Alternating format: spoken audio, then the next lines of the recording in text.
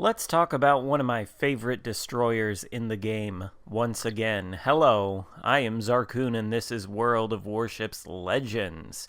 Today, I have a battle for you sent in by the artist formerly known as Captain Knievel. He goes by Captain Careless Rex now. He's on North in a domination mode battle, and he is playing the Tier 7 Tech Tree Japanese gunboat destroyer Akizuki, which happens to be one of my favorite destroyers in the game. Now, Cap here, he is an excellent destroyer player. I've featured some of his games before, or at least I've featured one of them. And I believe it was a Cossack game in which he played that particular ship superlatively. And he's going to give a good performance here as well. Now, the Akizuki is, unlike other Japanese destroyers, a fearsome gunboat. It is one of the only destroyers in the game with 8 main battery guns, and that puts it in the same rank, or the same sort of conversation as the Khabarovsk at the legendary tier, and bizarrely, the Lione, or Lione, tier 5 Italian destroyer. That one we're not going to talk about because even though it does have 8 guns, it is nothing like the Akizuki or the Khabarovsk. In fact, the Khabarovsk and Akizuki are more comparable. Now, of course, the Akizuki does have smaller guns, only 100 millimeters in size, but they get a special penetration coefficient. Typically, you take the HE shell caliber in millimeters, divide by 6, you find the armor that the HE shells can penetrate. But on the Akizuki, you take that number and you divide by 5. Without that 1/5 penetration coefficient on the high explosive, the Akizuki would, I think, be incapable of even damaging destroyer hulls, same tier destroyer hulls with its HE. But since it has that, it is capable of damaging same tier destroyer hulls, as well as some light cruiser hulls and, of course, battleship superstructure. And the rate of fire is simply terrifying. We'll see a little bit of that coming up again in action. The only downside, really, of the Akizuki is that, unlike the Khabarovsk, it is actually quite slow. It's one of the slower destroyers at the tier, and it's rather clumsy. So, getting into close-range fights with enemy destroyers, while you can demolish them with your guns, sometimes it can be risky, because this thing isn't going to be dodging torpedoes particularly well. However, let's take a look at the game now. Cap here is one of the only 2 destroyers on his team. He's sauntered into the Bravo Cap here and taken it with no resistance whatsoever. The other friendly destroyer is somewhere over there to the north or south of Alpha, whichever way the compass is pointing. I don't know, I can't read it. But he is not interested in approaching that Cap at all, probably trying to torpedo the red ships that have entered it and taken it from the outside. And then on the other side of the map in Charlie, it looks like we've got one solitary friendly ship inside of it, attempting to flip it, but since he's a large ship, I think it's a battleship, he is spotted and he's constantly being reset. So Cap decides that Charlie, the Charlie side of the map, is the best place for him to go. We've got an Alaska out here, another Alaska, and a Gross Occur first. Alaskas are quite dangerous for the Akizuki. Probably don't want to get too close to them. Certainly at least not within 9 kilometers should they decide to use their radar. Now, Cap is taking note of the torpedo aiming indicator, gathering in which directions the ships are traveling. And it seems like both of those Alaskas out there are getting further away. Actually, no, I take that back. This Alaska is on an approach, and the Gross Occur first over here behind the island looks like he is going to come out from behind it, and if he does, he might eat some of the torpedoes there that Cap left behind for him as sort of a parting gift now that he's turning into the Charlie Cap. Seems like no lines of ships have a line, or rather no ships have a line of sight on Cap, and so he takes an opportunity to get some free damage on that Alaska without being spotted.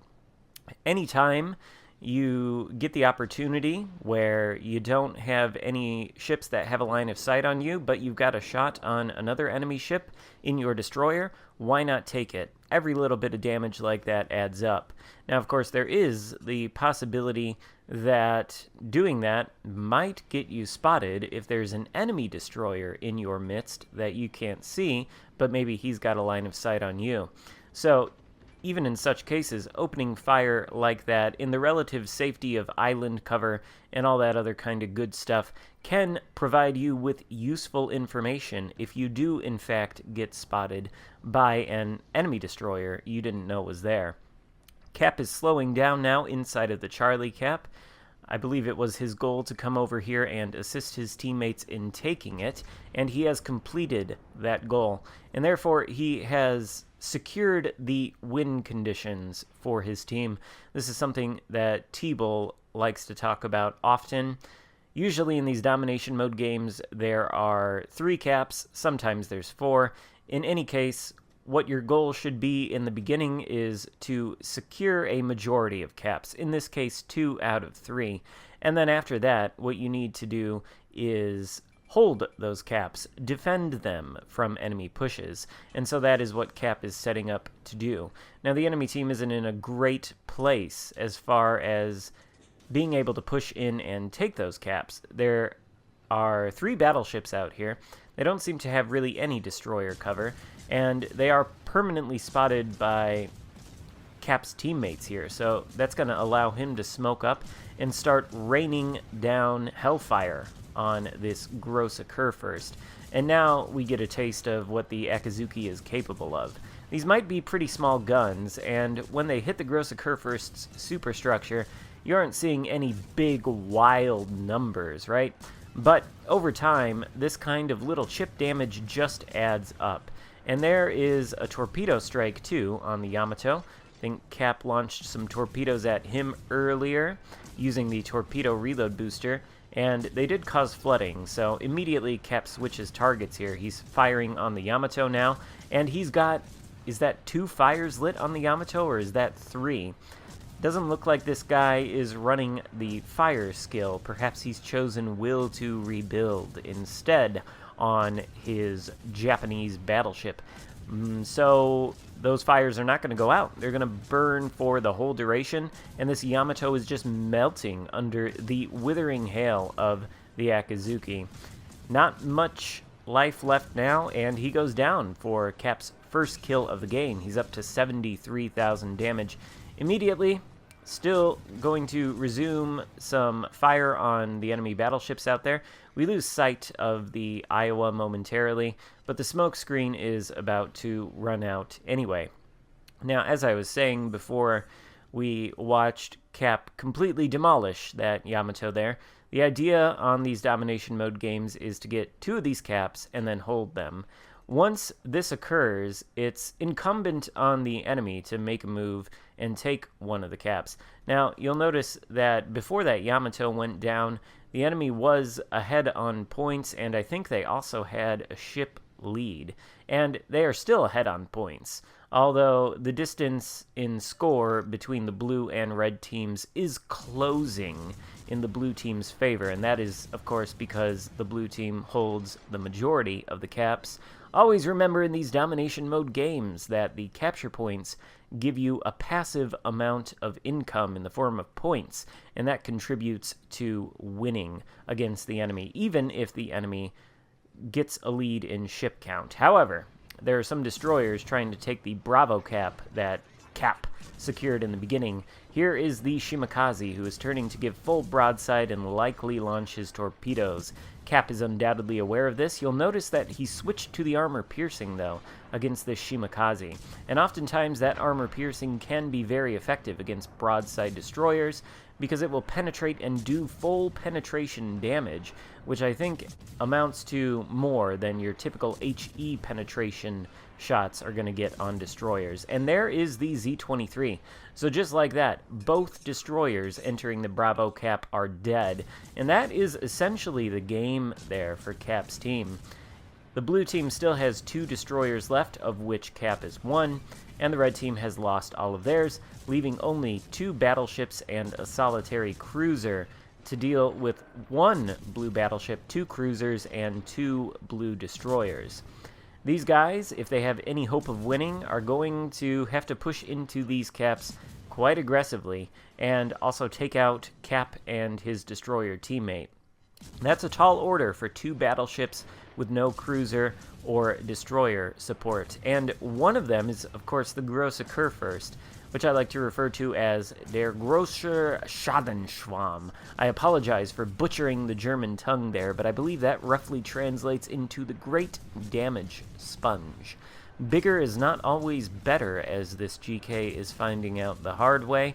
There's yet another fire lit by Cap's Akizuki guns, and that fire should be lethal to the GK, provided nobody swoops in and secures the kill out from under Cap's nose here. So he's resuming fire on the Iowa as the GK goes down for his 3rd kill of the match. He was, if you saw a moment ago, concealed by the smoke screen that I think the Shimakaze left behind before he was sent to the depths of Davy Jones' locker by these Japanese rapid-firing guns. Smokescreen has worn out, though, so Cap is deploying a smokescreen of his own as he rains down even more fire on this Iowa's superstructure. And just look at the way battleships melt under this withering hail. You don't see a lot of Akizukis out there on the high seas. I think it's because a lot of people, when they think of destroyers, they think only of torpedoes and only of torpedo power. And I remember a long time ago when this line was first being released to the game, this so-called Japanese gunboat destroyer line, although it really doesn't contain gunboats up and down the line until you get here to Tier 7 with the Akizuki. But when the developers put it into the game, I believe there was some sort of mission or some campaign going on, and at the time, Raizo Tanaka, the Japanese destroyer commander who primarily has skills focused on buffing the torpedoes, he was a reward for this campaign or this mission, and Wargaming said the reason we're giving you Tanaka, even though we're releasing this quote-unquote gunboat line, is because the Japanese destroyers are not as popular as we would like them to be, to which I say that sounds like ridiculous nonsense. If that's the case, then why do I see a Japanese torpedo boat in literally every game I load into at every tier of this game?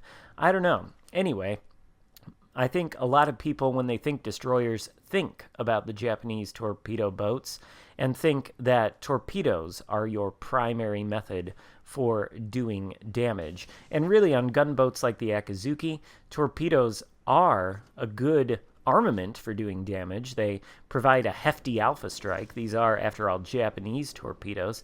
But can we really say they are the primary armament for dealing damage? I don't think we can. Cap has hit 2 torpedoes in the course of this game, which, being Japanese torpedoes, might account for, say, 40,000 of the damage he's done, but the rest of it has all been done with his guns. It's just all about smart positioning, playing the caps, and shooting when the opportunity presents itself. Unfortunately, Cap there does not get the Kraken. It's stolen out from under him by one of his teammates, but he does finish the game with a hefty amount of damage and a nice amount of base XP, 186,000 damage, Confederate and high caliber medals, proving to us once again that he is a fearsome destroyer player, and 4,000 base XP, 4,036, a rare sight indeed. That is not something that you see very often at all, and frankly, it's a fantastic feat. Excellent job, Cap. Thank you so much for sending that in, and thank you guys so much for watching. If you enjoyed the video, give it a thumbs up, and take a look at my subscriber count. We're quickly approaching 4,000, so if you aren't subscribed to this channel and you do enjoy my content, then please hit that subscription button as well. For that, well, that's all for today, so I will see you next time. Goodbye.